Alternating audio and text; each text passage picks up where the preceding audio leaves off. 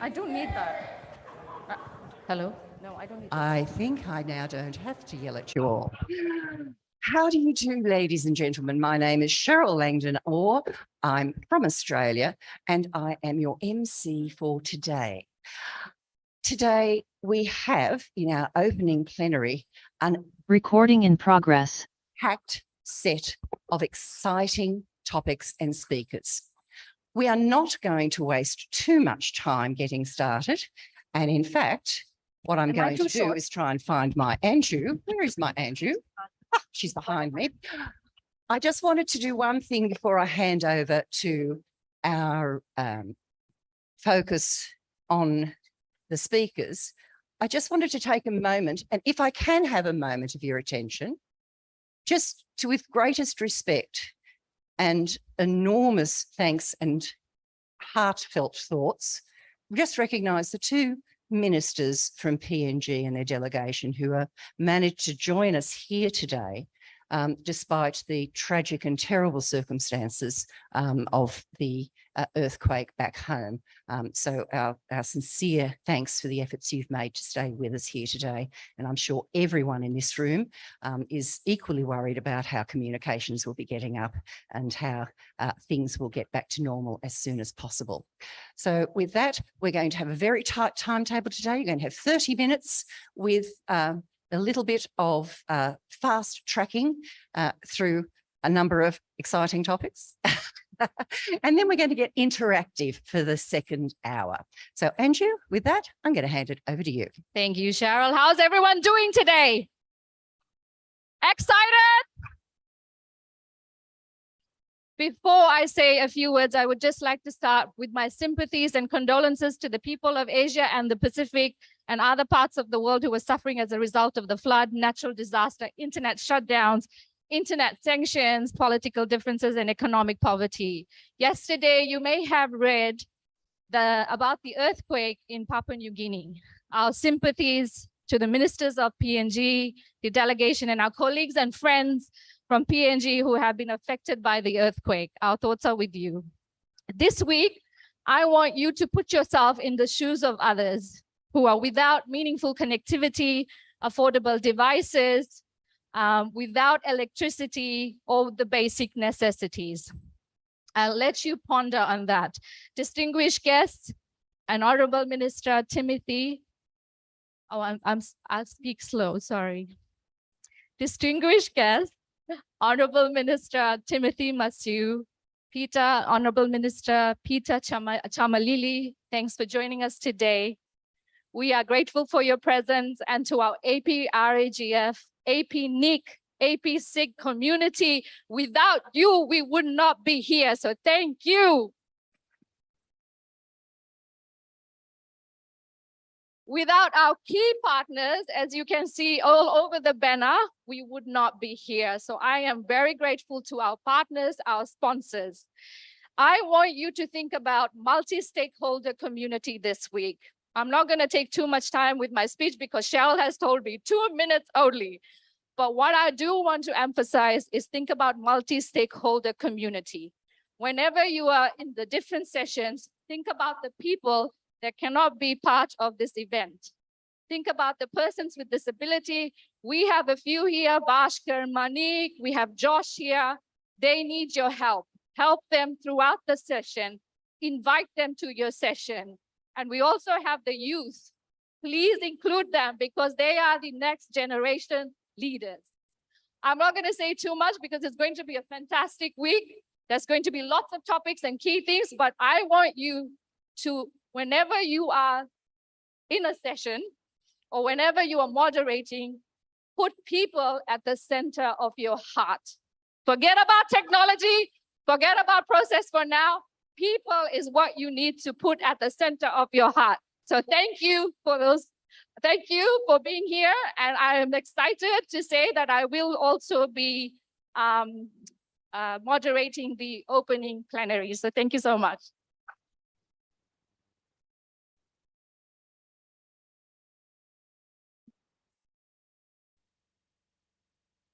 Thank you, Anju. I'll just introduce myself as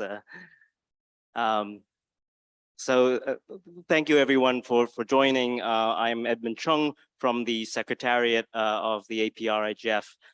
From DotAsia, we are really honored to continue to serve as the Secretariat for the Asia Pacific Regional IGF. This is the 13th installment of the APrIGF, and actually the second time that Singapore is hosting the APrIGF. I'm especially grateful for Singapore, actually, both on the second time that APrIGF was held, and this time first time coming out of the pandemic, because both of the times Singapore played a very important role to really pass on the baton to allow APrIGF to build and become much stronger. And I think this year, especially as we come out of the pandemic, the collaboration across the Asia Pacific is something that is really meaningful for me. And the Secretariat also wants to extend our great appreciation to all the supporters of APrIGF, especially our constant, our longtime partners, APNIC, ICANN, APTLD, the UN, the United Nations IGF Secretariat, and also great to see new partners supporting the program, including Article 19. But a special thanks really to APNIC and APNIC Foundation that made this year's APrIGF possible. Coming out of the uncertainties of the pandemic, we were really grateful for APNIC to pick up the co-host position to make this event happen. DotAsia, of course, has been working very closely with APNIC and APNIC Foundation throughout the year to make this gathering possible, alongside quite a historical event, I would say, including APNIC's own conference that will be happening here, as well as the AP School on Internet Governance. So coming out of the pandemic, and also with seeing the human atrocities and the natural disasters that was mentioned, I think this is a community that is looking forward to really coming together. And this is what this year's theme is about, a people-centered internet. And getting people here is something that we are really excited about. As we gather here, actually, as those who work for the internet, we must not forget that making the internet work for the people is really why we are here. So I would like to also focus on the people that are gathered around here, especially the young people. And one thing that I really am very proud of for this community is that the Asia Pacific Youth Internet Governance Forum is actually the longest standing youth IGF movement event around the world, and it continues to work on it. So without further ado, let me help me join in a round of applause for those who really helped us make it happen, especially APNIC team and my team, including those many of you who know Christine Orr and Jennifer Chung, to make this happen, and hope you have a very fruitful event going forward. And thank you, and welcome to Singapore.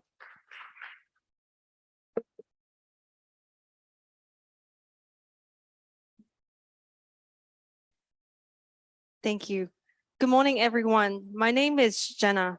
Thank you for having me to represent the Asia Pacific Youth IGF to deliver a speech at the opening ceremony of the APrIGF 2022 today. This year, the YIGF was held during the past weekend at National Library Board with a well-attended record with 25 on-site participants and 21 remote participants from 13 different countries and 4 remote participants joining from Taiwan local hub.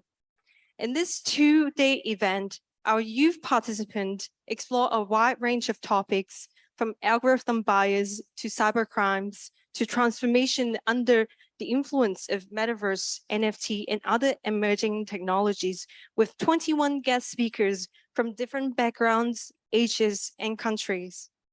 Youth at Crossroad, trusting in common future with no one left behind, is the theme of the YIGF this year. Resonating with the overarching theme of APrIGF, we highlighted the importance of influence, inclusions, trust, and sustainability in internet governance and youth participation. This year, we managed to co-organize the Youth IGF along with more than 10 youth initiatives and youth NRI from the Asia Pacific regions, and have a youth leaders dialogue with leaders of different initiatives to explore strategies for the enhancement of youth participation and Asia Pacific representation and global level. With our strategic design of the Youth IGF program this year, I'm confident to guarantee the contribution from youth community will be reflected in the synthesis document and the discussion in the next few days, as well as the youth statement developed by all our youth participants at YIGF this year. Lastly, I would like to take this opportunity to thank you, the Youth IGF team formed by 6 organizing committee members, 4 online facilitators, and the youth moderators from the Taiwan local hub, as well as all our supporting organization for introducing and bringing our youth representative to Asia Pacific IGF and make our meeting such a productive one. We believe collaboration is the first step towards meaningful participation, and we, the youth, are taking this one step and inviting all of us in this room to make this baby step a big one. Thank you.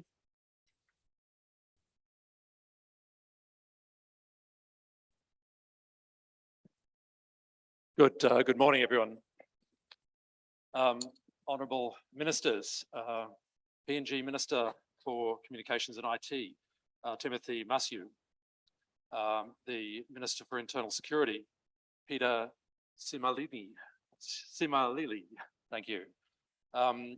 Also the Special Minister of State for Singapore, Janil Puthucheary, and friends from the IGF, the Asia Pacific Regional IGF, MSG Chair, Anju, the Secretariat, Edmon, the MAG Chair, Paul Mitchell, the UN Envoy on Technology, Amandeep Singh Gill, and last but not least, all of you here on site and online, welcome to Singapore, to APRIGF, to APNIC 54.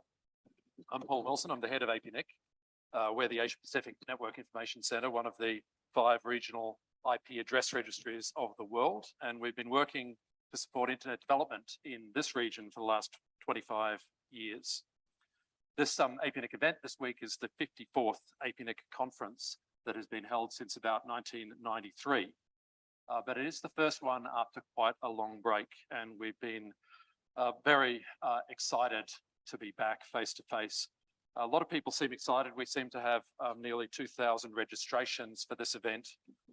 Very optimistic, I think.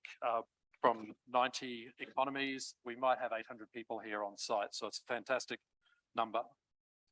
What's also really special for APNIC this week in Singapore is to be the co-host of APRIGF and APSIG, which is being opened right here, right now. We've been a strong supporter of the Internet Governance Forum since it started in 2006, back after the Tunis Information Society Summit. But in line with our interest in the Asia Pacific region and our focus, we've been strongly supporting the APRIGF since it started.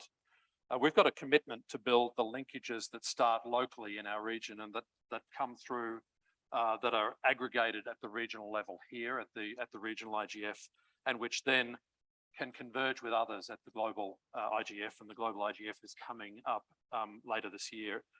The voice from this region, the fastest growing region for the internet in the world, is still not heard enough at the global level. And that's why events like this week, that are happening this week, are really important to increase the volume of our voices, to spread them more widely and into that global forum where we can make a real difference.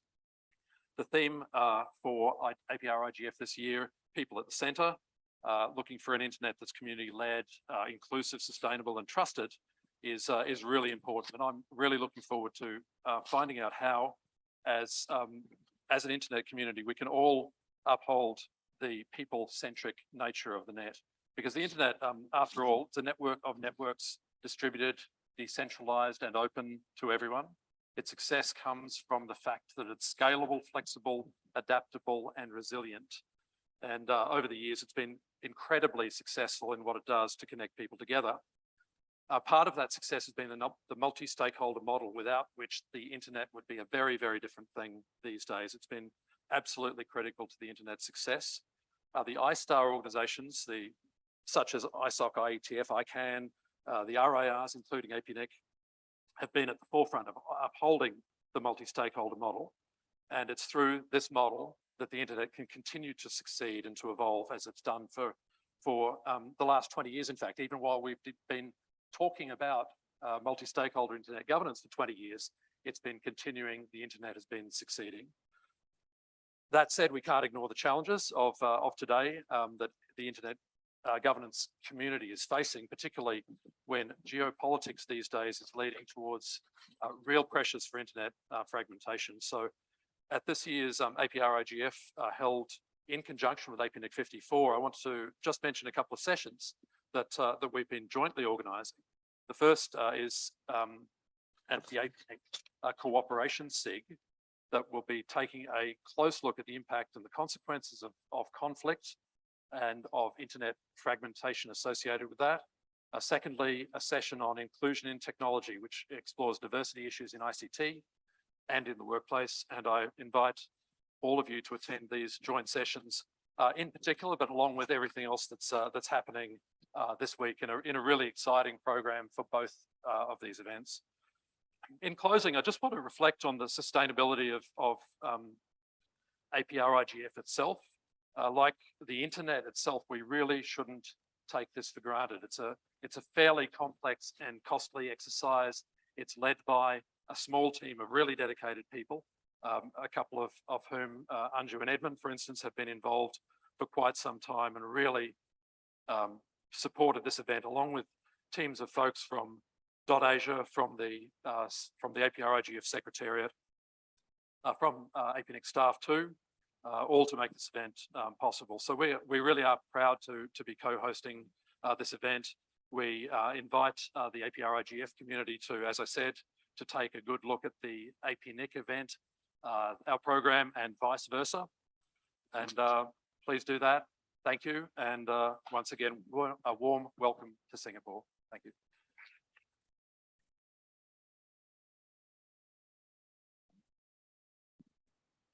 Thank you. I get a runner, which is wonderful. We're now going to have two videos back to back. The first one is from the Envoy for Technology from the UN Secretary General's office.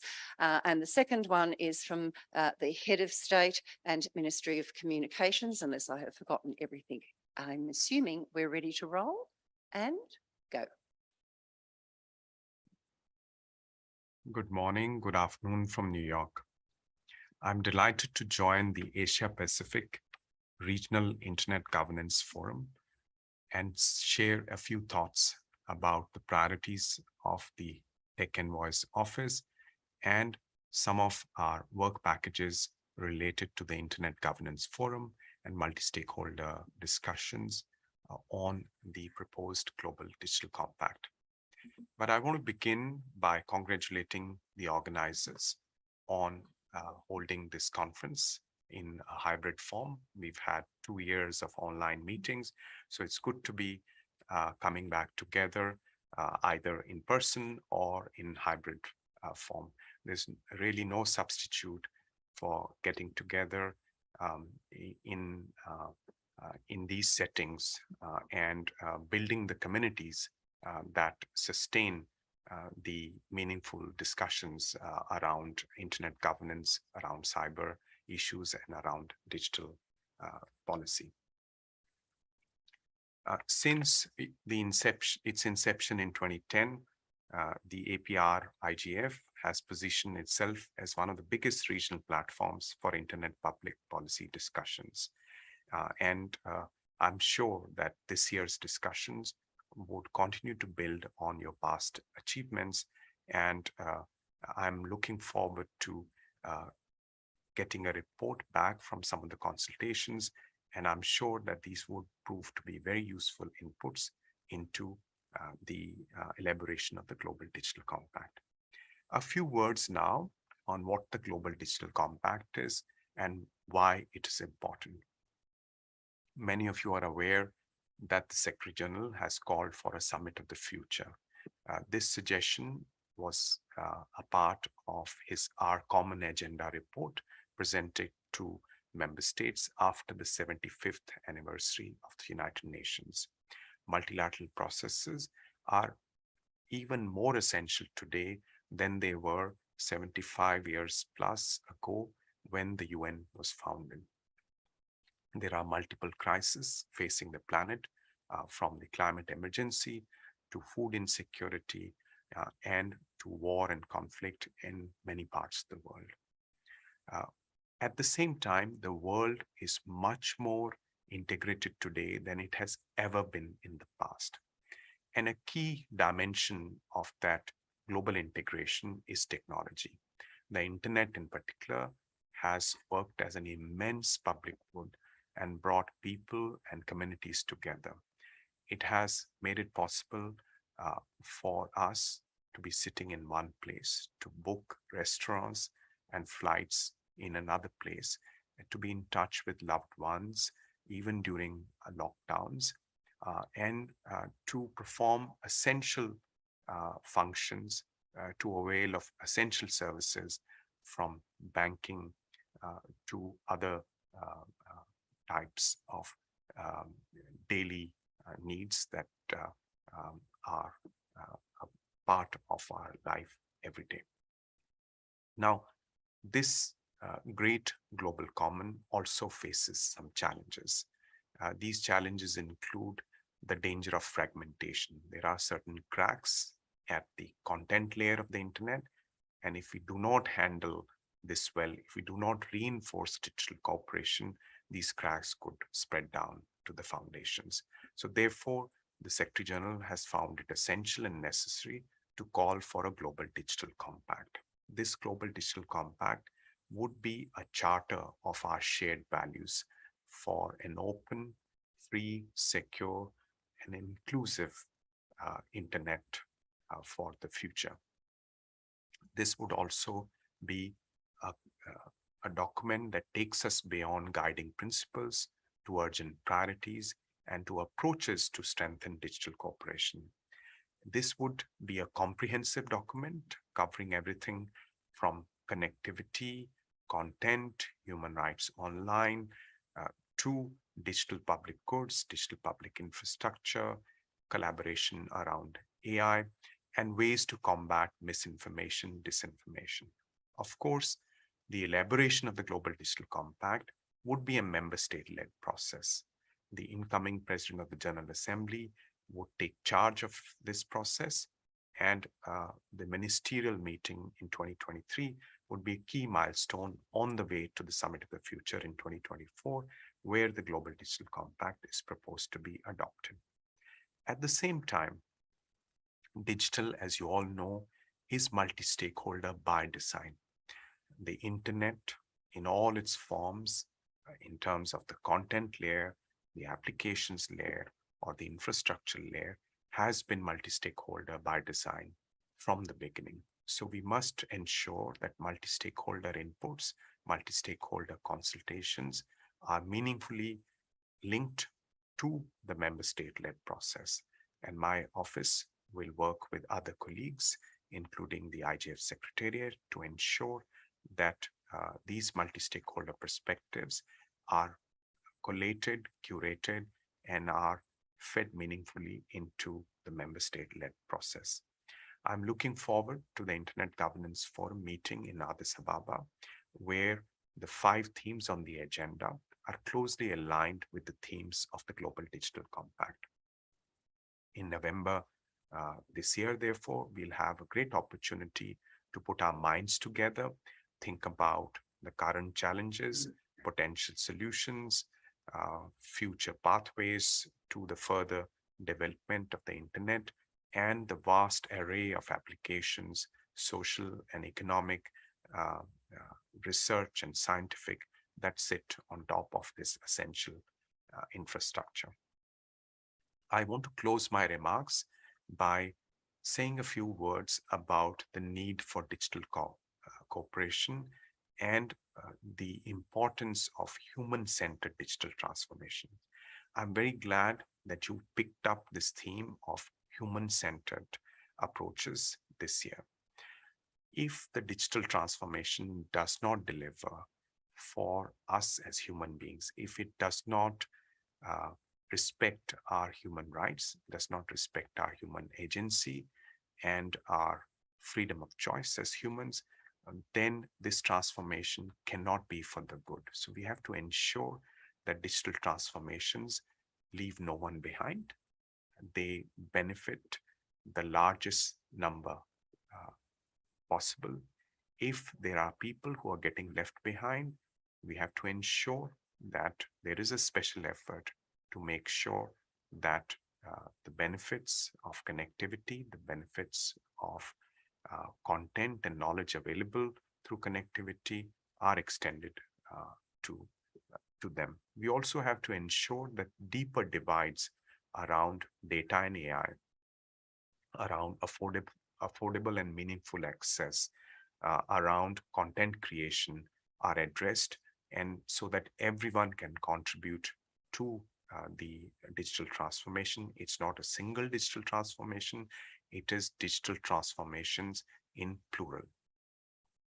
Digital cooperation will play a very important role in keeping the digital transformations human-centric. There are gaps in governance. You are aware of them. You will discuss them. There are challenges around cybersecurity. There are challenges around misinformation and disinformation. And these challenges do not respect boundaries.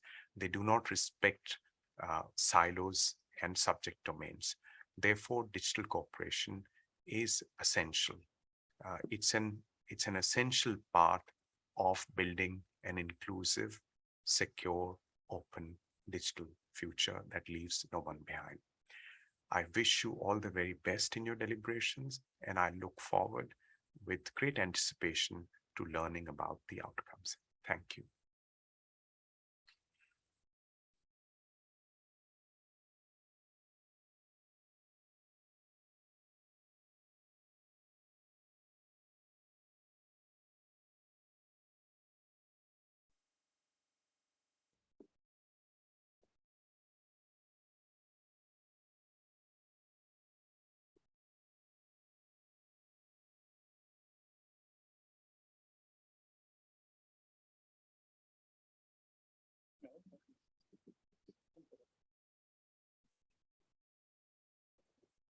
Ministers, Excellencies, distinguished guests, ladies and gentlemen. It's my pleasure to address you all today. The internet has profoundly transformed societies and economies across the Asia Pacific. Today, over 2.5 billion individuals in the Asia Pacific use the internet in one form or another. The internet's open architecture has dissolved national boundaries and created vast economic opportunities. It has also drastically lowered the costs of collaboration and outreach. However, the internet also poses unique challenges for governance. First is the challenge of driving greater inclusion. Amidst the digital revolution, there's a risk that individuals who lack the resources or the necessary skills will not be able to reap the benefits of the internet, or that companies who are not at the digital frontier will be left behind. The second key issue is that of security and trust. The internet in its nature is open, and its anonymity creates opportunities for malicious actors to take advantage of the vulnerable. This can take the form of misinformation, cyber attacks, or fraudulent schemes, of which crypto scams are merely the latest iteration. To ensure an open, inclusive, and secure internet, international collaboration is key. The digital commons cut across state boundaries, and if we are to govern it effectively, countries must work together, whether bilaterally, regionally, or at multilateral fora, to set the rules of the road for an increasingly fluid and contested space. This will allow us to harmonize standards, respond to shared threats, and cooperate on cutting-edge technologies. For small countries like us in Singapore, we are often price takers internationally. This approach is key to our digital sovereignty. Collaboration also allows us to learn from each other's experiences, whether in fostering inclusion or enhancing cybersecurity. It's because of the importance of collaboration that platforms like this forum matter so much. I am sure that the conversations over the next 3 days will build the partnerships we need to navigate the challenges of governing the internet. Thank you.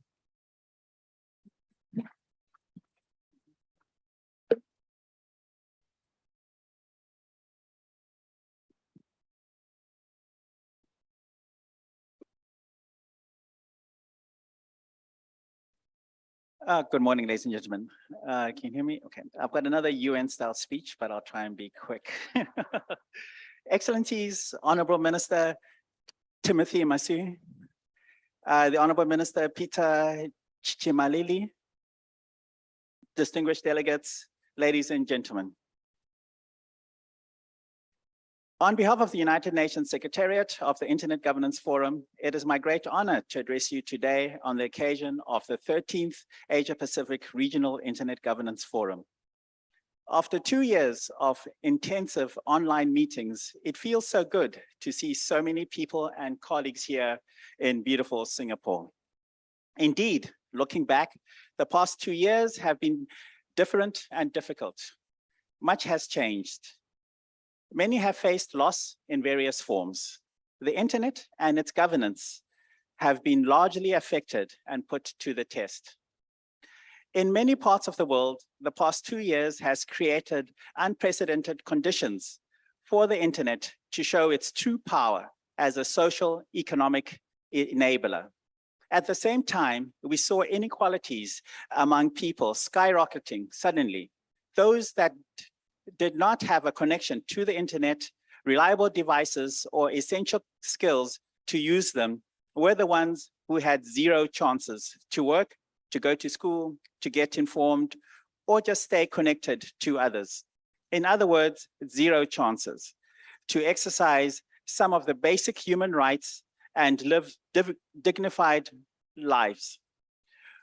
Offline meant being cut from essential services and opportunities.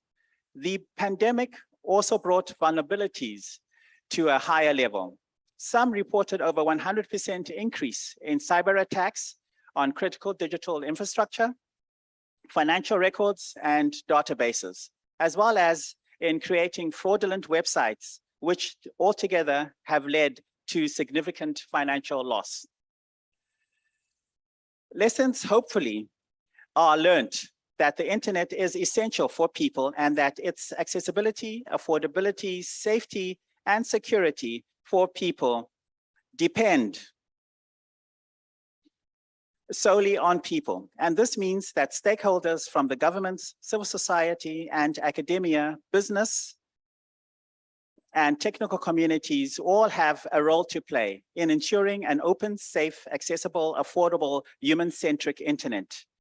Your main theme, envisioning a community-led internet that is inclusive, sustainable, and trusted, can and should be looked at as a motto to guide us in creating and preserving the internet we want and need for us and for future generations. The good news is we have a system for such envisioning.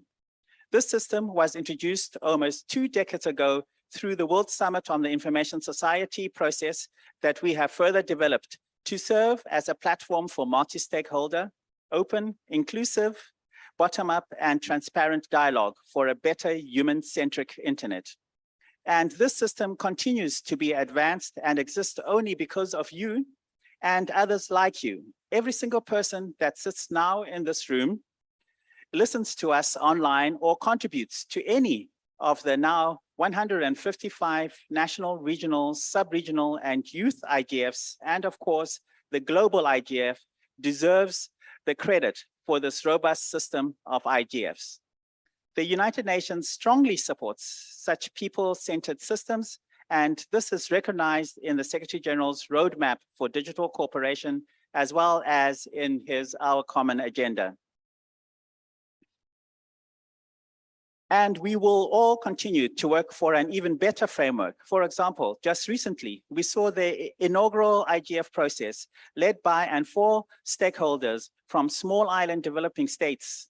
People from countries as far as Vanuatu and Solomon Islands are to Haiti and Trinidad and Tobago gathered together and discussed sensitive digital policy challenges that these communities face. This is the power of the internet. And that is the power of the people-led process. No physical distance is an absolute for people to get together, exchange ideas, and inspire improvements. But the starting point is always that people get to know each other. And that is a highly important value that comes from regional IGFs. These meeting points for us all create conditions for synergies and cooperations. I want to thank the APrIGF, its multi-stakeholder steering committee, its Secretariat, DotAsia, for working tirelessly and continuously to ensure that we have meeting point for all from Asia and the Pacific regions. The Secretariat has had the pleasure to participate in a few regional IGFs this year, and just as convened at the African IGF, European IGF, and the Caribbean IGF, everything we discuss here and everything we agree or disagree on will be a valuable input to the 17th annual IGF meeting, where we can continue brainstorming until good ways forward are found.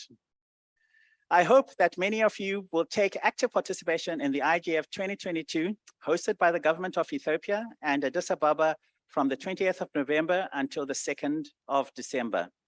The program is available at the IGF website, and I am sure it allows everyone to track their passion and expertise through its over 300 sessions. I'm about to get in trouble with Anju, but one more paragraph. This year's IGF in Africa is particularly important for Asia and the Pacific, as achievements from there will track for all of you to build on and ensure we do even more in 2023, when the 18th annual IGF meeting will come to your region, hosted by the government of Japan. My team and I arrived here in Singapore from the mission in Japan, and let me just tell you that the enthusiasm and commitment and expertise we saw across the country with the government and multi-stakeholder community gathered around the Japanese National IGF and beyond is a promise for a big year coming up for all of us being part of the IGF. Okay, let me end there. And in closing, I would like to recognize the important role of APNIC as a co-host for this year's APrIGF. And your institutional support for this process is very important, and also for our process. And I hope this good practice will continue. I wish you all an excellent meeting, and apologies.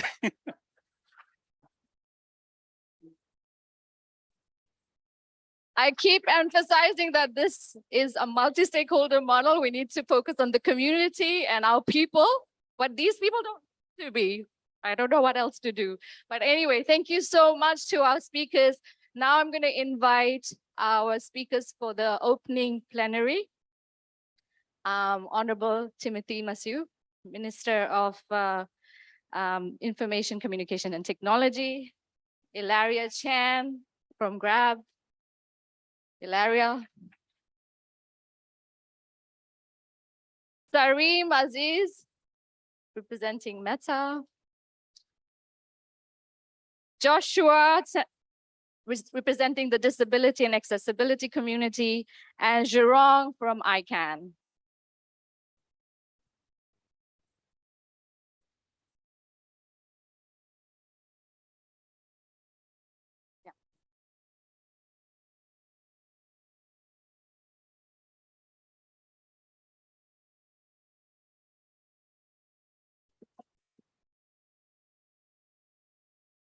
All right, okay, so is everything good? One more, no, I'll stand. Okay, so today's session is about people at the center. How do we get it right? We talk about technology, we talk about the process, but we forget the people. Whenever we talk about technology, how are we inclusive? How do we ensure that it's diverse? How do we ensure that we're including persons with disability, youth, our amazing fellows that are sitting here, and also the marginalized communities, remote islands, people that cannot be part of this forum for various reasons? How do we get it right as a multi-stakeholder family? So I'm going to turn to our minister to just say a few words in terms of what are they doing in PNG in relation to the key achievements in PNG, and how are you making sure that people are at the center of digital transformation?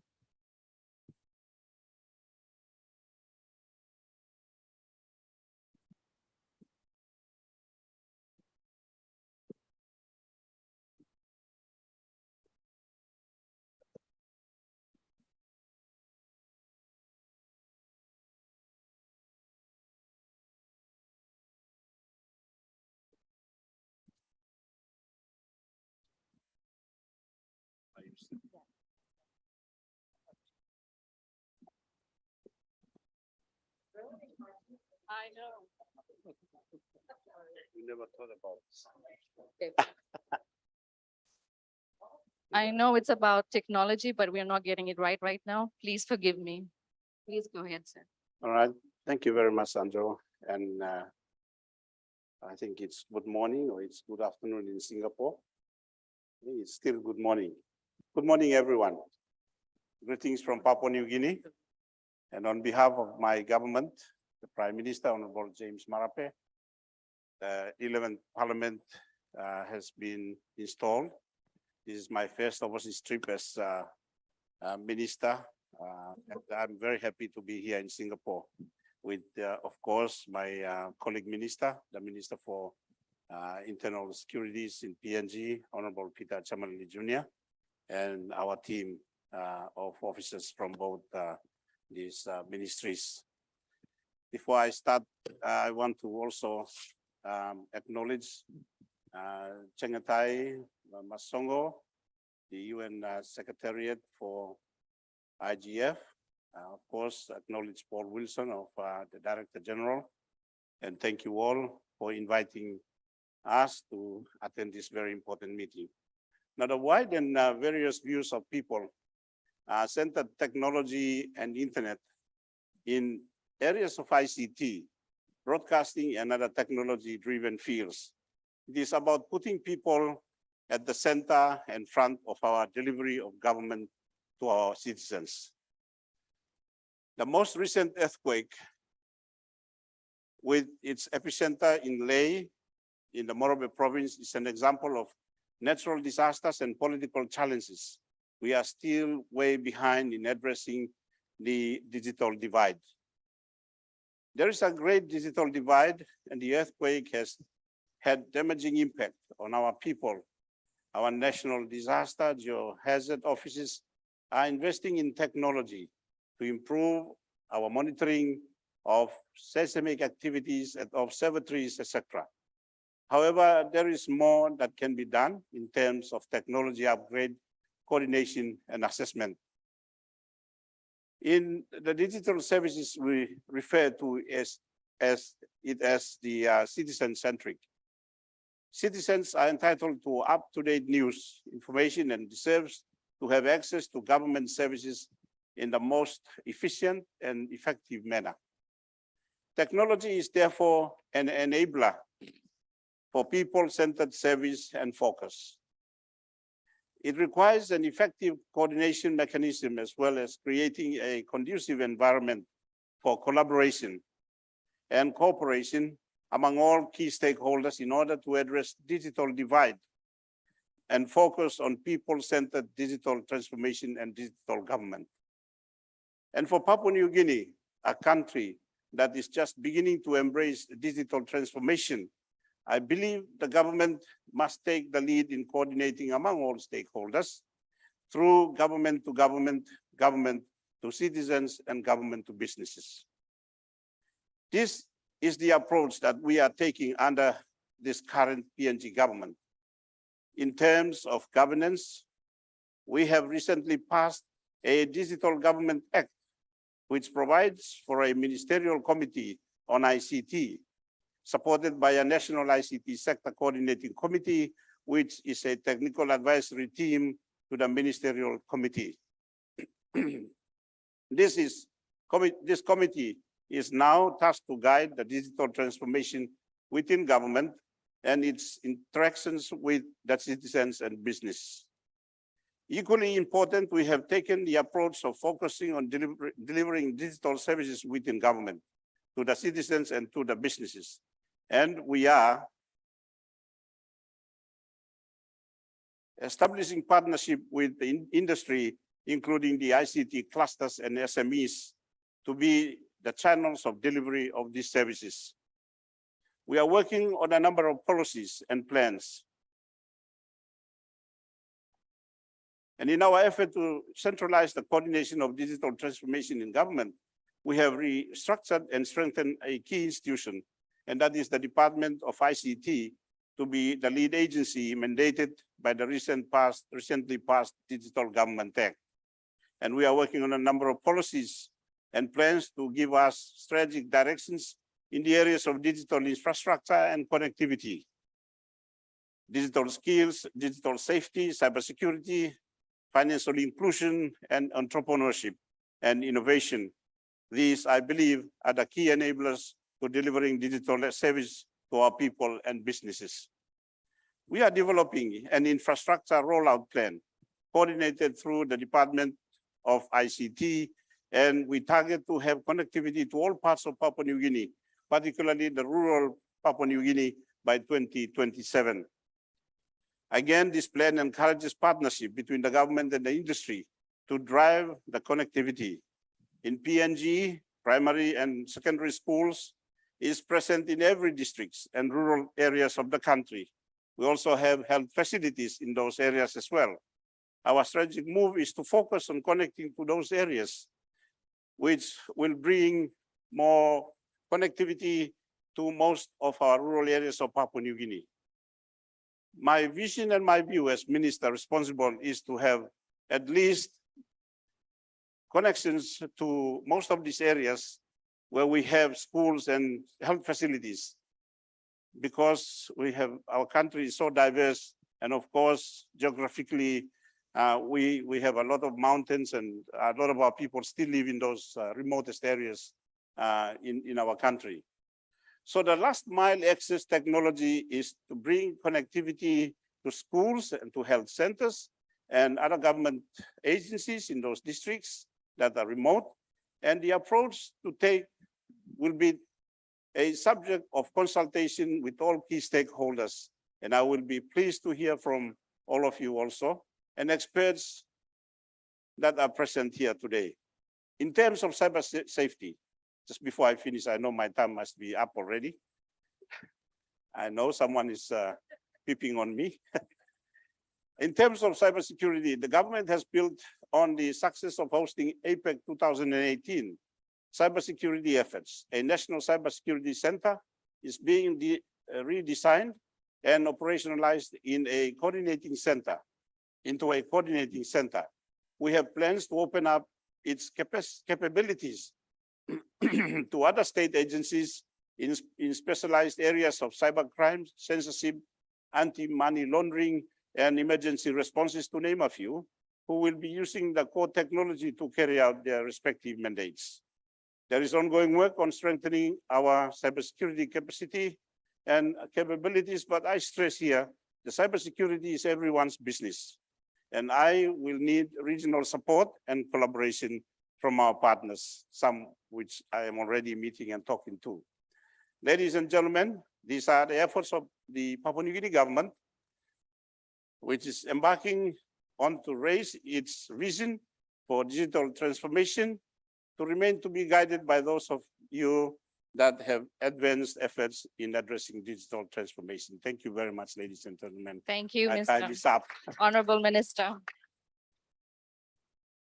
Thank you so much. And you've highlighted the key. Oh.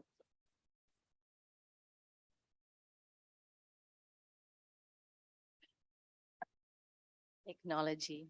Anyway, he highlighted last mile connectivity and also meaningful connectivity, which is very important when we are talking about digital transformation, e-government services, and also cybersecurity. I'm going to go to turn to Ilaria Chen.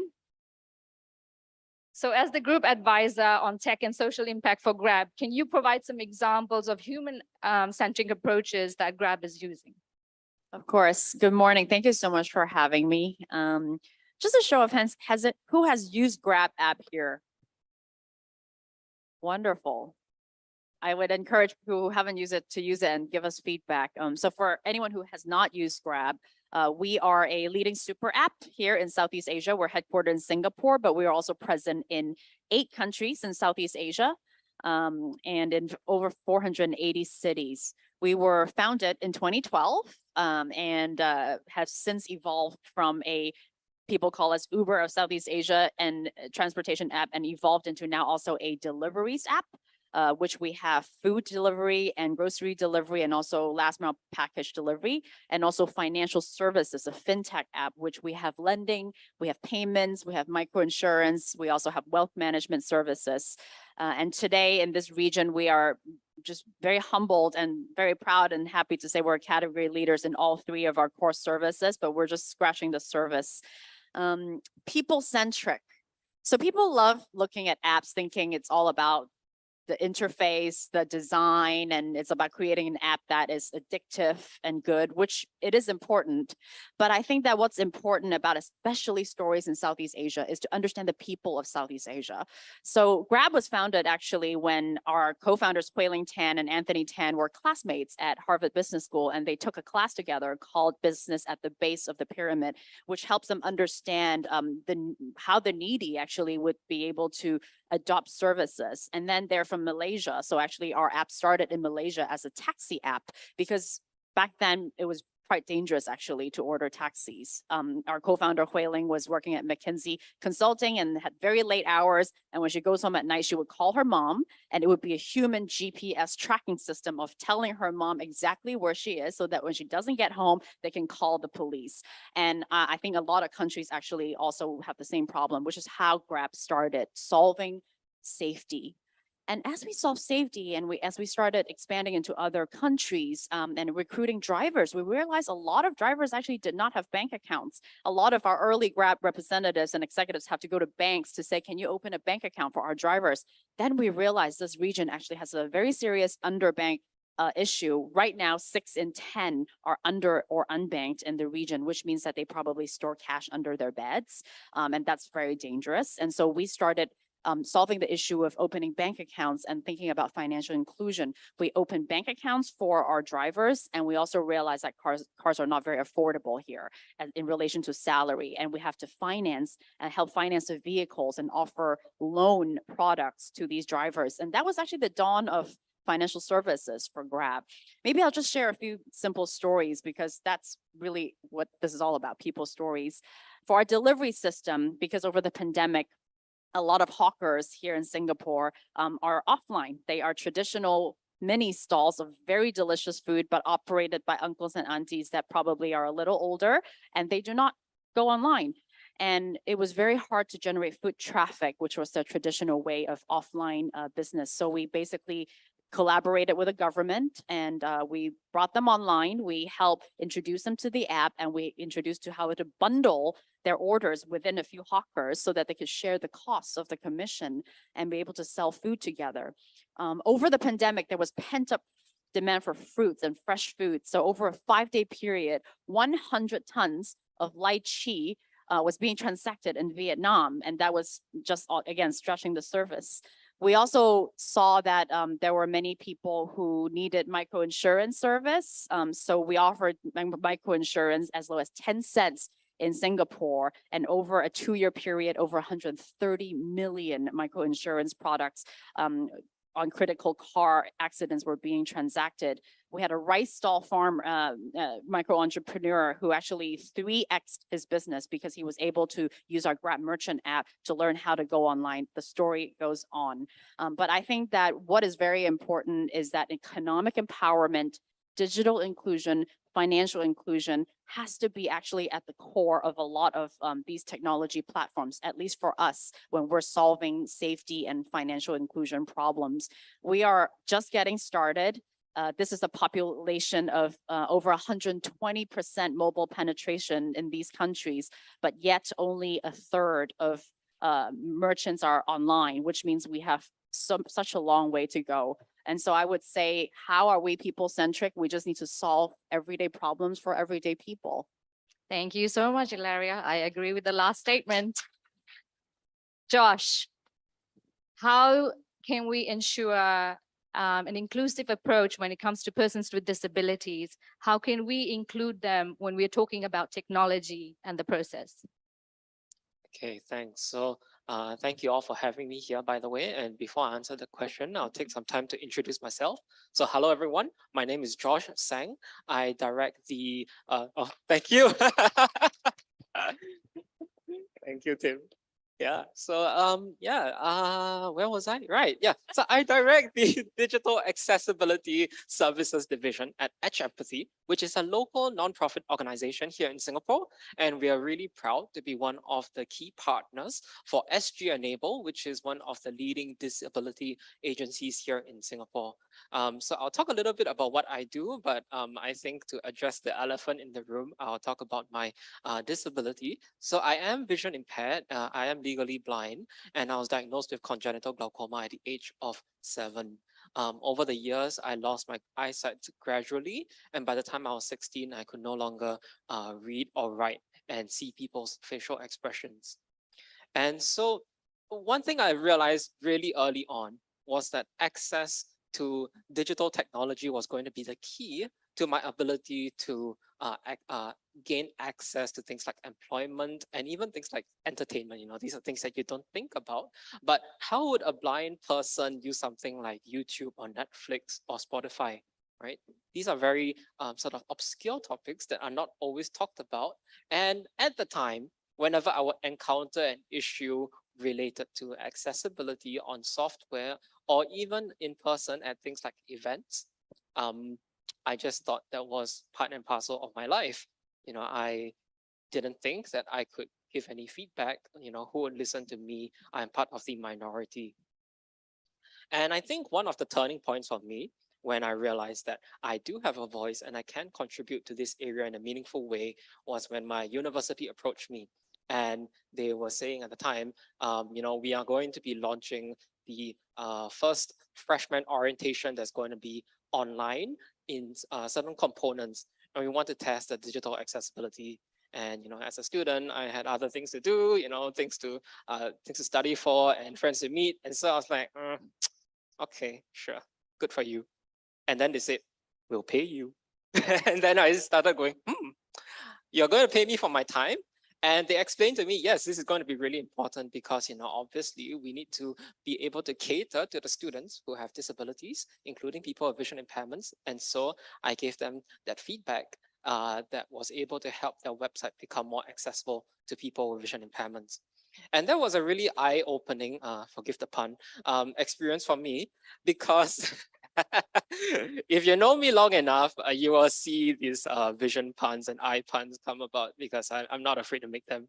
But yeah, so that was an eye-opening moment for me when I realized that my voice was meaningful and that I could contribute meaningfully to the discussion of including people with disabilities in our online services and in our communities at large. And so that's at the heart of the work that I do today, working at APrIGF and working with partners like SG Enable. And so I'll be really happy to talk more about that later. But for now, in the interest of time, I'll leave it at there. But thank you all for having me. And I'm looking forward to having a great conversation about accessibility for people with disabilities like me. It's fantastic to have you here. Josh, thank you so much. I have to say, assistive technologies are very expensive. So you can imagine how difficult it is. It's also about meaningful connectivity, but you need assistive technologies, affordable assistive technologies. And what Josh said, meaningful engagement. Don't just say you are to be included because you have to fill in a feedback form. Include them because you actually are genuine about including them in the process. Okay, now let's go to Sarim. Do you want to focus on Meta or should we focus on private sector? Private sector? Okay, so in terms of closing the digital divide, And, how do we put people at the center of technology? Can you give us examples of what Meta is doing, but also, private sector, how do we make sure that they understand meaningful connectivity as well? Thanks. Thank you, Anju, for having me, and pleasure to be here. First of all, maybe I'll introduce myself. My name is Sarim. I am the vice chair for the Asia Internet Coalition, which is the only industry body which actually includes Grab and many regional leading tech companies from Apple, Google, Meta, but also regional ones like Grab, Rakuten, Line, and others. So I'm also director for South Asia Public Policy at Meta. As you know, this is a region which is largely still unconnected or underconnected. And so this issue of digital divide and inclusive internet is very close to my work and my heart for this region. I'll say, I think as an industry, we saw that pandemic was sort of, played a forcing function in digitization and digital transformation around the world, especially in countries where, where we saw, according to McKinsey, a digital transformation happened 25 times faster during the pandemic than it did under normal times. Now, that was great in terms of it showed the unprecedented power of the internet, but at the same time, I think it exposed how wide this digital divide really was. We talk about digital natives, we talk about digital immigrants in our societies that we need to invest. But think about if you were in the pandemic and you were in a lockdown and you did not have access to the internet, unfortunately, that gap, you'd be a digital outcast. You'd be treated like a digital outcast. You wouldn't have access to basic services that you would rely on. So I think that was an opportunity for companies like us. At Meta, we realized a long time ago that it's not enough to connect the world, that we have a responsibility to go beyond and help people build community, but also help bring them closer together. And that means bringing them closer to not just people, but to services, to businesses, to things that matter to them. So, a good example of this is the Telecom Infra Project, which Meta is a member of, along with 500 different community members, that really looks at building sustainable connectivity solutions, making them more affordable. This is not just relevant for today, but for the next few decades. I'm personally very excited about, we talk about what would the internet be like if you were to recreate that today, but if you think about the metaverse, that's an excellent opportunity for us to get it right. It should not be controlled by one company. It should not be built by one company. It needs to be co-owned. So I think that's where a lot of the industry is looking at, is to say, well, look, yes, you think back to 1970s when we invented the TCP/IP protocol. Like here everybody takes that for granted, right? It's become ubiquitous. It's a standard. It's used by everywhere. It doesn't matter what technology, what device, what you use. We are all using TCP/IP. The internet needs to be inclusive in that way. And as we build forward, as technologies and standards are built, the experiences need to be inclusive. One of the things I want to highlight, which is an important policy tool, is the Inclusive Internet Index. That's something that's commissioned by Meta, but also run by the Economist Intelligence Unit. It's in its 6th year. It's a ranking of 100 countries, and it measures inclusive internet. We call it the I3 across 4 different areas. The first is availability. So the second is affordability, which is important. But we also want to focus on things like readiness and relevance. And what we saw during the pandemic in this research, that even though accessibility, and availability increased, affordability increased, but there were still challenges on both relevance of local services for local communities, as well as issues of readiness. And that's where digital literacy has such an important role to play. So we're continuing to invest across those different areas we partner with different organizations to invest in better connectivity solutions. The only way to solve this is to create open, sustainable, disaggregated solutions that are able to, be adopted by different countries with different cost factors and different solutions. So that's the focus area for us going forward. Thank you so much, Sarim. That was really great. And I'm happy that you mentioned the index, which I think is relevant for some people here that need to know. So thank you so much for talking about that. Jerong is from ICANN. So I'm talking, we're going to talk about policies. How can we make sure that we have people-centered policy making? Thank you. So hi, everybody. My name is Jarong. I work for ICANN. I'm the head of the ICANN Asia Pacific office, and I live in Singapore. So for those visiting Singapore for the first time, probably since the start of the pandemic, welcome. Welcome back to Singapore. It's great to see old friends and new faces. Some of you I met over the past 2 years only remotely, but now I get to see you all face to face, so I'm very happy for that. And the foundation for that that we could have gotten through the pandemic is because we have the internet, and I'm very grateful for being in this space. First of all, introduce a bit about ICANN. It's not the exciting things, you know, when you think about the internet, like Web3 or Metaverse or Grab Super App. None of these things. My wife, she calls me a Web1 dinosaur.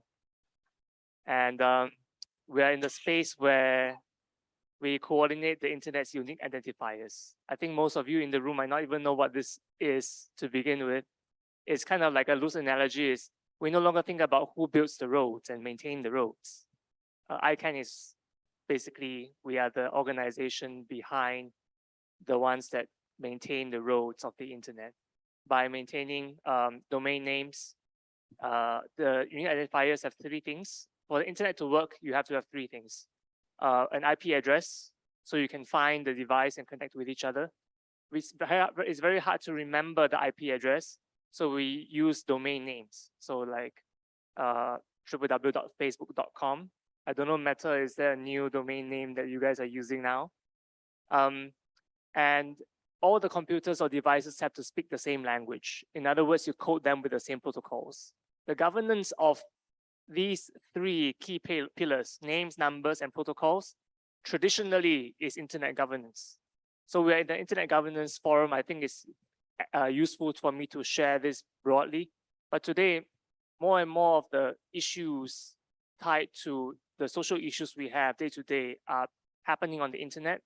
And the governance of the internet and the governance on the internet are becoming more and more intertwined. Now, I won't go into that too much, but I'll come back to the question that Anju asked about policy making. Now, I talked about internet governance in the unique identifier space. So for ICANN, we look after policies for domain names. And we have the APNIC meeting here. So they look after the policies for the distribution of IP addresses. And for those who are from the technical community, you might know global standards are made at the IETF or the Internet Engineering Task Force. All of these organizations work with global communities to set the policies or standards that keep the internet working. Now, policy making in internet governance is multi-stakeholder model. You hear this all the time, which means that anybody who is interested can participate. So everybody here, you have a voice, you're free to participate, the door is always open. And we're very happy for that to happen. And it's important for us to remain very inclusive.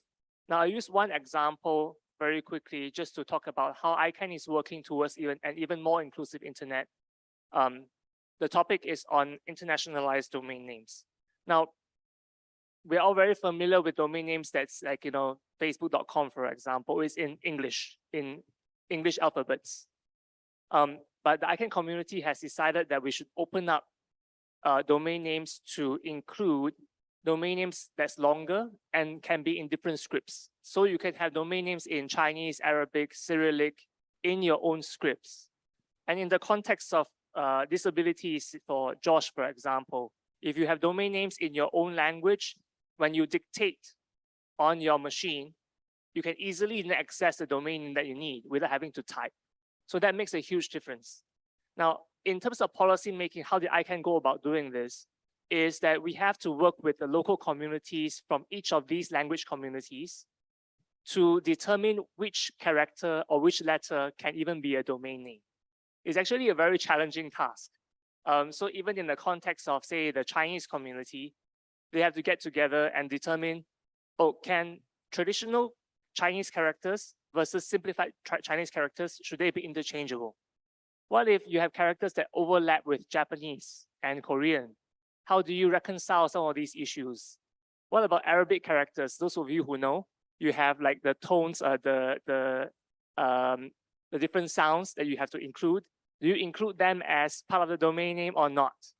So there are so many of these issues. What ICANN did was we worked with all the local communities for them to form bottom-up generation panels. So the panels then decide which character or script can be a domain name.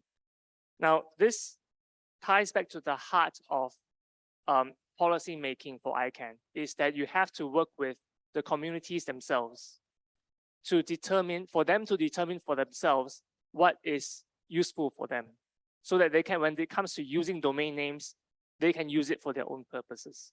So I'm very proud to report that out of the work that we have done in the past few years, we've worked on 28 different scripts.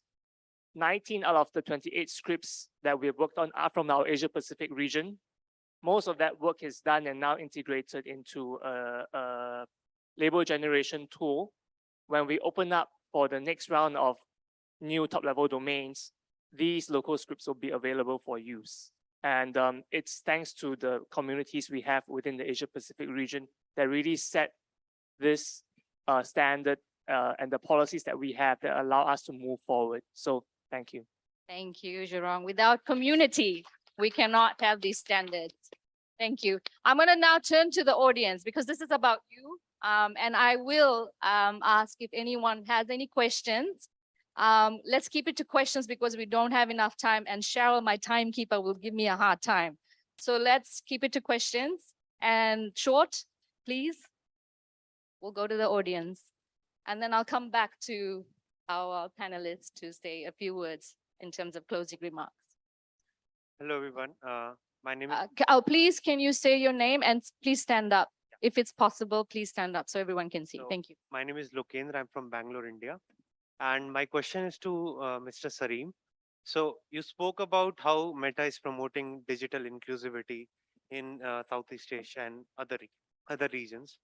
But at the same time, we also know that Facebook or Meta as a company also promotes a walled garden approach to internet, which is not very much aligned with the original idea of the internet that came about in 80s and 90s. So how do you look at this conflicting sides of private sector internet companies? At one end, they're promoting digital inclusivity, and at the other, they're making walled gardens, dividing the internet. Thank you. Okay, I'm not necessarily agree with the walled garden analogy, but I'll say, I think when we think about partnerships and multi-stakeholder forums, you know, we can't build the infrastructure on our own. We always have to partner with local partners. I think for us, it's more about giving people tools and access to different tools. You know, for us, if we think about a business, we don't want a business only to advertise on Facebook or only to advertise on Instagram. They should be having a Facebook page, an Instagram page, Google search. There's so many different services they can use. The point is we want to enable the business to actually be successful. So it's about investing in tools and skills. A lot of the programs we run in countries across Southeast Asia are focused on digital empowerment, where, you know, it's how do you start an online business? Many of the people who use our services, they don't know how to build a website, right? They don't know how to sort of, you know, code, for example, but they can set up a page. Similarly, their Facebook is not the only medium they're using other services as well. So I think the more successful the business, the more revenue they will make, the more people they'll hire, the more contribution to the digital economy. That's how I think most of the private sector sees it. I don't think this wall, I mean, no one's trying to build a walled garden. I think AIC is a perfect example of that. We have 17 member companies. We have Apple, we have Google, we have Meta. We're also competing. We have Twitter. But at the same time, we realize that a successful business on one platform actually generates, you know, it leads to a sort of a chain effect, and you can kind of creates economies of scale for us to help succeed. Because you cannot be successful on just one, you know, one medium and one platform, and that's the beauty of the internet. Great, thank you. Any other? Okay, Bhaskar, please. Thank you very much. First, I would like to say thank you to APrIGF and APSIC for respecting the principle of disability movement, nothing about us without us. I am Bhaskar Puthucheary, a blind person, came here with your support to raise digital inclusion. I would like to request you all Please respect 3 important commitments globally you have made. That is UN Convention of Rights of Persons with Disabilities. Number 2, UN Disability Inclusion Strategy. Number 3, SDG, where no one left behind was the core principle.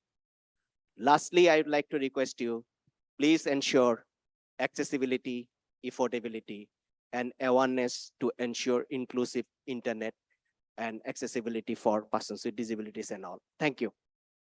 Thank you, Bhaskar. I know no one should be left behind. Thank you so much. Any questions? I see someone raising the hand. Okay, Mubashir, can someone help Mubashir, please, with the mics? Our MSG. Please stand up. Thank you. Kia ora tātou. I'm Ricky. I'm from New Zealand, and Okay. acknowledge a lot of the words that have been said today, and also the Asia Foundation for enabling me to be here. The question I have, or the part that I think might have been missed in terms of a discussion point around access, is the natural bias, which we're seeing a lot more, obviously, artificial intelligence playing a part in terms of everything that we're doing, and there'd be a natural bias in that whole process that would come about from the people that actually set up those algorithms. So how do you mitigate that bias to make sure that it doesn't actually hinder accessibility? That's an open question to the panel. Thank you. Thank you so much. Josh, do you want to answer that? All right, so I can speak from 2 different perspectives. Number one, as an end user, I think it's really important to acknowledge the benefits that artificial intelligence brings, which I know that's not what you were trying to do, was discount the benefits. But for example, and actually, I'm not saying this just because Sarim is here, but Meta's services like Instagram and Facebook actually have automatic alternate text captioning that they embed into their images. So they use AI to detect what is potentially in an image and give you a suggestion on what it could be, which could include anything from the number of people in a photo to what's their expressions, and even other objects that might be in the frame as well. And so that's incredibly useful for someone like me, because maybe someone is saying like, feeling so blessed with a birthday cake emoji, and I might have some impression that they are celebrating their birthday, but I wouldn't know from the picture. But let's say using Facebook or Instagram's automatic alternate text tool, it can pick up on things like, text that might say, happy birthday, 10 people standing in the frame, something along those lines. So artificial intelligence is an incredibly powerful tool, but you are right that biases can influence the outcome of data that is produced by artificial intelligence, right? This is a problem that we definitely have to acknowledge. And so from the end user perspective, people like me, we need to be able to give feedback to these organizations. And so through things like, consumer feedback surveys, or even the work that I do, which I'll elaborate on a little bit, these are platforms through which people with disabilities, or even, just end users, like everyone here, would be able to give their voice. So actually, this is really, this is why conferences like this and others that happen all over the world are incredibly important. The second is from the top level, right? So from the organizational level or the government level. So we have some representation here, and I'm sure some of you here are also working in your own respective organizations to advocate for better understanding of things like eliminating biases from AI, or advocating for accessibility within your internal organizations or software services. And so when I work with SG Enable, the work we do at APrIGF, we connect the dots, if you want to think of it that way. So we approach organizations and companies, like recently we worked with Fair Price Singapore, and previously before that, we just finished a project with the National Library Board. We work with these companies to make sure that their services are well suited to people with disabilities. And then on the other end, we rope in people with disabilities to be able to give their feedback directly to these organizations. And we use frameworks like WCAG to sort of structuralize this kind of feedback that's given. And so I think in short, what we need to do is involve people at the heart of the matter, which is the entire point of this conference today. And by the way, I forgot to do this earlier. I'm going to shout out what we do with SG Enable. If you are particularly in the finance or transportation or healthcare services, and you want to make your services more inclusive for people like me, reach out. You can find me on LinkedIn and YouTube. So yeah, I hope that answers your question in a direct way and gives some perspective on the matter. Yes, he said yes, and he put a thumbs up for you. We'll go to a female now because we've been getting all this male to ask these questions. I'm all about diversity and inclusion. So we'll go to a remote participant first, and then we will come to, is that Sarai or Letitia? Sarai, okay. Please, Jennifer. Thank you, Anju. This is a question from a remote participant. Ying-Chu Chen from Taiwan. I want to know how Grab to provide financial inclusion services in different countries. How to make government engage and trust? Well, that's a billion-dollar question. How do you make any human trust anyone? It's by repeated execution where you execute with integrity. It's also requires a lot of communication and understanding. Maybe I'll give an example. Financial inclusion, especially telling someone that an app or a computer is trustworthy enough for you to put your life savings in, it requires a lot of hand-holding. So for us, for example, even during the COVID period, we held workshops. We went to elderly communities to actually handhold them into describing what a fintech app is. And it takes longer to explain, but once someone understands and sees that it can be executed with safeguards, we actually had almost 4 times as much response and engagement from the elderly community. And I think one of the things that is very important too is a private-public partnership, because in many ways, what we're doing is unknown to the government, and we need to be very transparent, and we need to have stories of everyday people in the center of what we're doing to be available. I think that one of the important things to know is that cash is actually can put people's lives in danger, especially in this region. We've actually had drivers where there were murder stories when people would be targeted. Drivers will be targeted at the end of the day because they have so much cash in the car. And how do we actually allow technology to be at its full glory and full power? Technology, when harnessed well, is so powerful. Not only can it help people go from the invisible economy, informal economy, into the visible economy, help things like bank accounts to be created. It can be a credit proxy, right? Some drivers here who, for example, who do not have any record and cannot get any banks to lend them money because they repeatedly get paid by us, they make their payments, they have 5-star ratings, and we see this on a repeated basis, then we can extend loans because that's a credit proxy. That's powerful. It goes on, but I would say that, yes, to gain trust requires communication, multi-party participation, and repeated execution of integrity and transparency.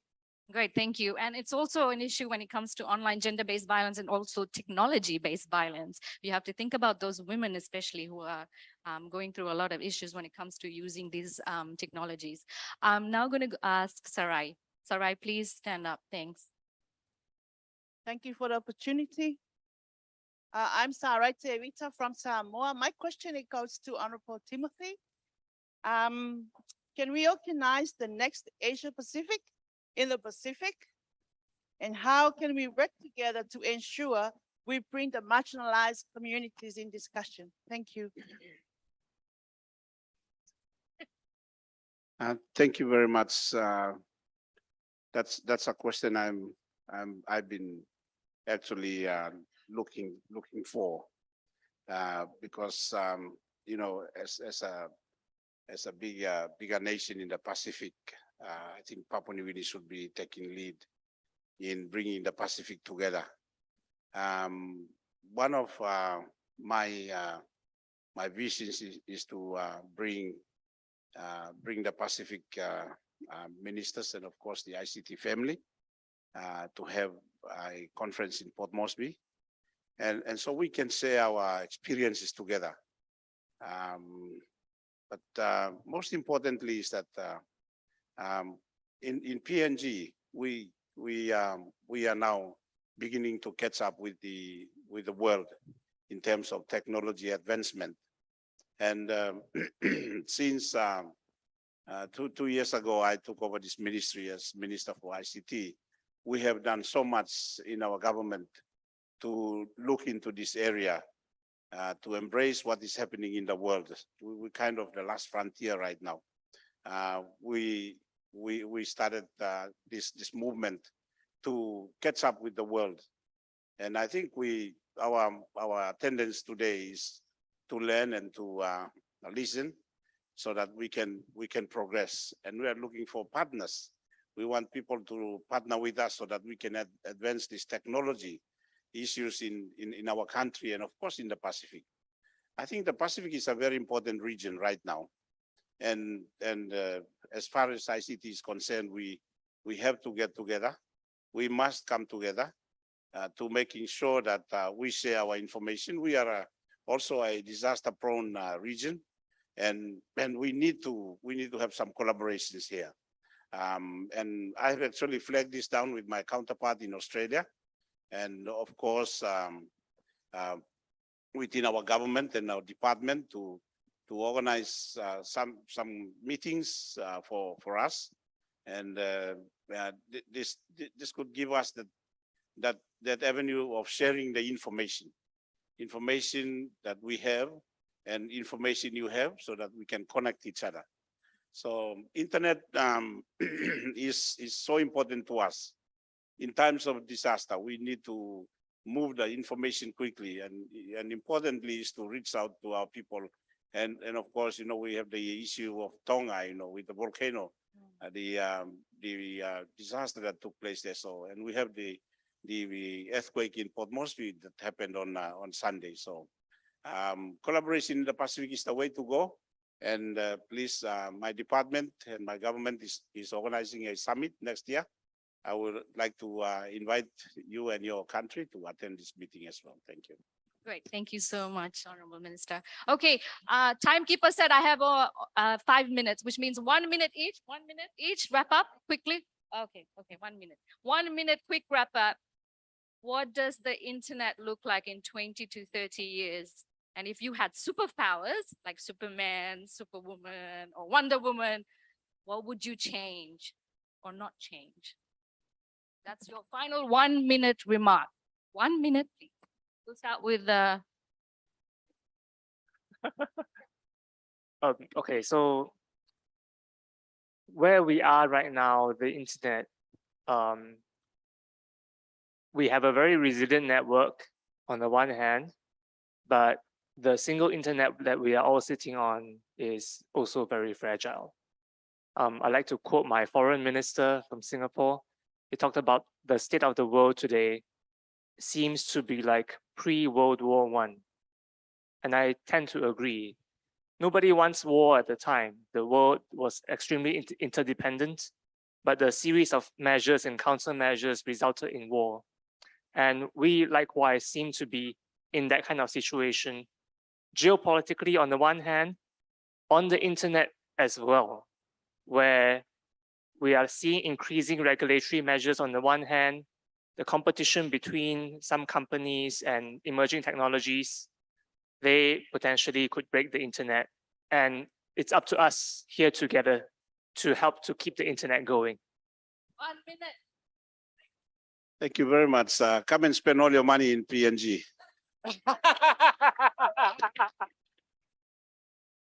Help us to improve our internet services.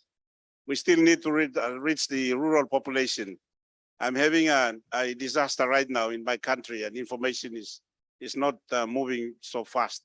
I have some infrastructure being destroyed, of course, through the natural disaster and of course through vandalism. But I think if I had all the powers in the world, I would make PNG the top nation in the world to have internet more easily accessible by people of our country. Of course, just quickly, thank you, Cheryl. we are very careful in what is brought in by internet, because the internet is a world on its own. It opens up a lot of things, the good and the bad and the ugly. So, a lot of things that we want to filter into our country, and a lot of things that we don't want to come into our country is also something that we need to be very, very specifically looking into. So in my 1 minute, come and spend your money in PNG. All right, so I'm trying to make this quick. If I could say in one sentence what I would like everyone to take away here, I would like it to, in my lifetime, I really am optimistic that someday we can reach a point where people like me being on this stage is no longer considered unusual, right? Right now, the state of the world for people with disabilities is quite sad. Society has failed us in many ways. 50 to 90% of people with disabilities don't have a job. In cases like natural disasters or sanctions or war, people with disabilities are often really left behind and affected negatively. And even today, people are still shocked when they see me use things like YouTube or my phone. But I am very heartened to see a lot of the progress that's being made. And what I really hope to achieve, and I have made it my life's work to achieve, is for people like me to no longer be considered unusual and to be accepted as part of society like everyone else. So that's what I'm looking forward to. Thank you.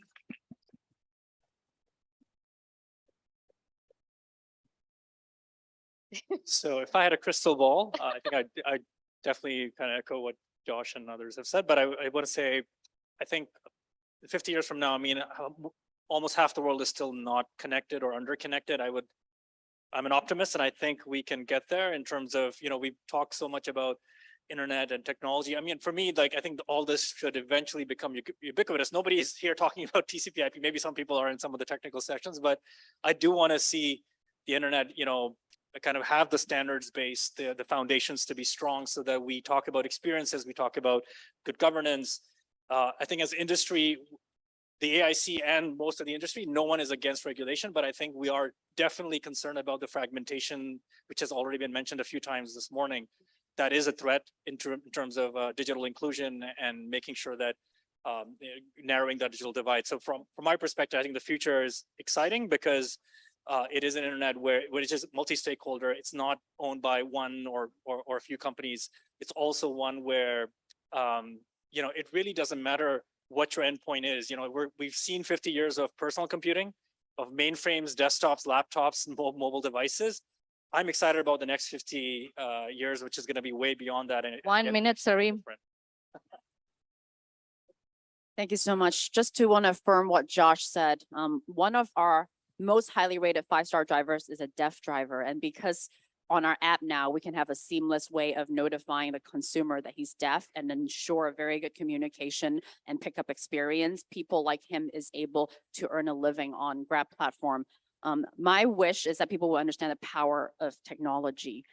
Technology can be a very powerful deflationary tool. It deflates the amount of time it takes for you to find a right service, deflates the time wasted to match demand and supply. It deflates all kinds of things, and it's able to give inclusion to everybody. My wish is that no longer in 20, 30 years is internet just used for elites, is no longer only us, people like us who are qualified sitting in Grand Hyatt to discuss the future of internet, but everyday people, the people who are in a remote island in Indonesia who's lining up 3 hours just to get a bank account, or someone in Malaysia who never gets considered for a loan. I hope the internet can have the power to give inclusion and the inroads to the masses and not just to the elites. Thank you.